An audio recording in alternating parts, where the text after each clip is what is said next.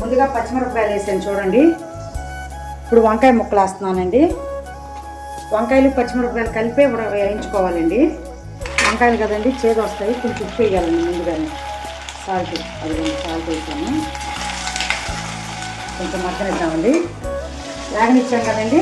ఇప్పుడు టమాటా ముక్కలు వేసేసుకున్నామండి. వేగిపోయినాయండి వంకాయ ముక్కలు చూడండి, మెత్తగా అయిపోతున్నాయి. ఇవి మన చెట్లు వంకాయలేనండి.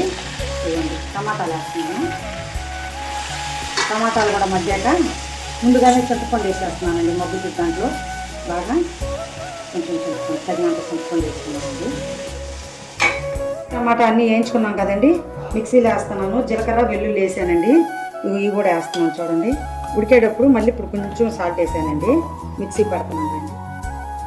గుమ్మగుమ్మలాడే వంకాయ పచ్చడి రెడీ అండి. ఇడ్లీలోకి కానీ, దోశలోకి కానీ, అన్నంలోకి కానీ బాగుంటుందండి. నచ్చినట్లయితే లైక్ చేయండి, షేర్ చేయండి, సబ్స్క్రైబర్ చేసుకోండి.